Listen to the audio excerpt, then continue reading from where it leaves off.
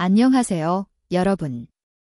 오늘은 부처님의 탄생, 깨달음으로 가는 첫걸음이라는 주제로 이야기를 나눠보겠습니다. 이 영상은 부처님의 삶과 그 의미를 깊이 탐구하며 그의 탄생이 어떻게 불교의 시작이자 깨달음의 여정으로 이어졌는지 알아볼 예정입니다. 먼저 부처님의 탄생 배경부터 살펴보겠습니다. 기원전 6세기경 인도 북부의 카필라바스투라는 작은 왕국이 있었습니다. 이곳은 샤카족이 다스리는 지역으로 평화롭고 번영한 곳이었죠. 샤카족의 왕, 수도다나와 그의 아내 마야 부인은 오랫동안 자식을 기다렸습니다. 마야 부인은 어느 날 꿈을 꾸었는데 흰 코끼리가 그녀의 옆구리로 들어오는 꿈이었어요. 이 꿈은 고대 인도에서 매우 상서로운 징조로 여겨졌습니다. 현자들은 이 꿈을 해석하며 마야 부인이 위대한 인물을 낳을 것이라고 예언했죠. 마야 부인은 임신 후 10개월이 지나 룩빈이 정원에서 나무 아래서 아들을 낳았습니다. 이 아이가 바로 고타마 시다르타, 훗날 부처님이 되신 분입니다. 전설에 따르면 아기가 태어나자마자 7걸음을 걸으며 하늘과 땅을 가리키며 스스로를 선포했다고 해요. 이는 부처님의 특별한 탄생을 상징하는 이야기로 그의 삶이 이미 운명적으로 위대할 것임을 암시합니다. 이 시점에서 잠시 생각해보죠. 부처님의 탄생은 단순한 왕자의 출생이 아니에요. 이는 고통받는 세상에 희망과 깨달음의 씨앗이 심어진 순간입니다. 고타마 시다르타는 왕자로서 모든 것을 누리며 자랐습니다. 수도다나 왕은 아들이 세상의 고통을 모르고 행복하게 살기를 바랐어요. 그래서 궁궐 안에서 최고의 교육과 호화로운 생활을 제공했습니다. 시다르타는 문학, 무술, 철학 등 다양한 학문을 배웠고 뛰어난 지혜와 자비로운 성품을 보여줬습니다. 하지만 왕은 한 가지 두려움이 있었죠. 현자 아시타가 예언한 바에 따르면 시다르타는 위대한 왕이 될 수도 있지만 세상의 고통을 보고 출가하여 깨달음을 얻는 길을 택할 수도 있다고 했습니다. 이를 막기 위해 왕은 시다르타가 고통, 질병, 죽음 같은 세상의 어두운 면을 보지 못하도록 했어요. 궁궐 밖으로 나가는 것도 제한되었죠. 여기서 잠깐 시다르타의 어린 시절을 떠올려 봅시다. 모든 것을 갖춘 삶, 하지만 진짜 세상과 단절된 삶, 여러분이라면 이런 환경에서 어떤 생각을 했을까요? 시다르타는 점점 궁궐 안의 삶에 의문을 품기 시작했습니다. 그는 왜 이렇게 모든 것이 완벽해야 하는지, 진정한 행복은 무엇인지 궁금해했어요. 시다르타가 29세가 되었을 때 그는 궁궐 밖으로 나가 세상을 보기로 결심합니다.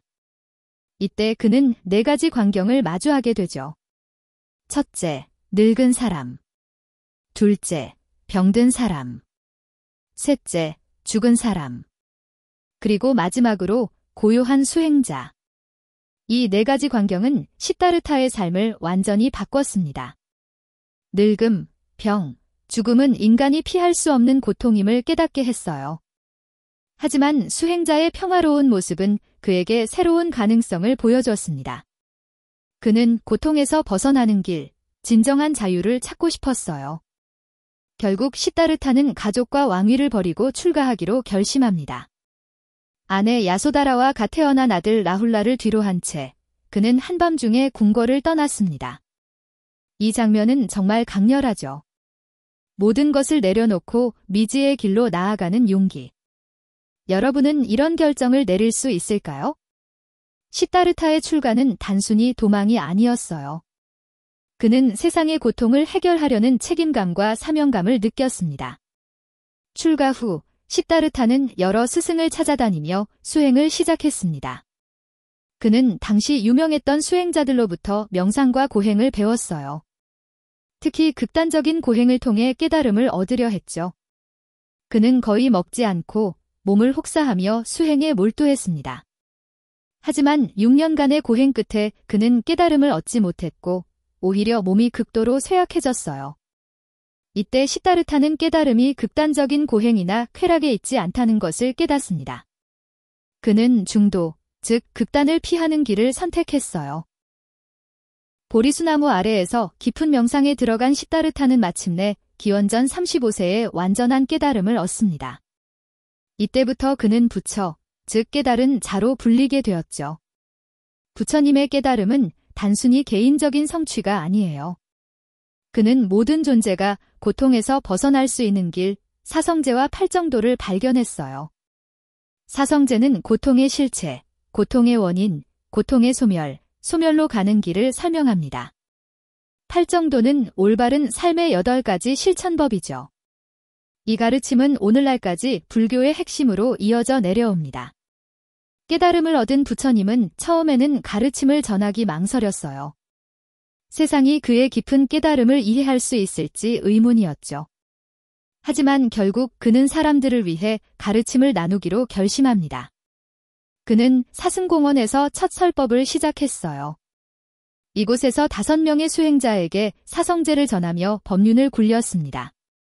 이후 45년간 부처님은 인도 전역을 다니며 가르침을 전했습니다. 왕부터 농민까지 모든 계층의 사람들이 그의 가르침을 들었어요. 부처님은 차별 없이 모든 일을 받아들였고 여성도 수행자로서 공동체에 합류할 수 있도록 했습니다. 이는 당시 사회에서 혁신적인 일이었죠. 부처님의 가르침은 단순히 종교적 믿음이 아니에요. 이는 삶의 지침, 고통에서 벗어나는 실천법입니다. 그의 가르침은 오늘날에도 여전히 많은 사람들에게 영감을 주고 있죠. 이제 이야기를 마무리할 시간입니다. 부처님의 탄생은 단순히 한 사람의 출생이 아니에요. 이는 깨달음의 시작, 고통에서 벗어나는 희망의 상징입니다. 부처님은 우리에게 삶의 고통을 직시하고 그 원인을 이해하며 결국 자유로 가는 길을 찾으라고 가르쳤습니다. 여러분은 부처님의 삶에서 어떤 교훈을 얻으셨나요? 그의 용기, 자비, 지혜가 오늘날 우리의 삶에 어떤 영향을 줄 수 있을까요? 이 영상을 보며 잠시 자신의 삶을 돌아보는 시간을 가져보세요. 그리고 이 이야기를 다른 사람들과 공유하고 싶다면 좋아요와 구독 버튼을 눌러주세요. 여러분의 댓글도 언제나 기다리고 있습니다. 지금까지 부처님의 탄생, 깨달음으로 가는 첫걸음이었습니다. 다음 영상에서 또 만나요. 감사합니다.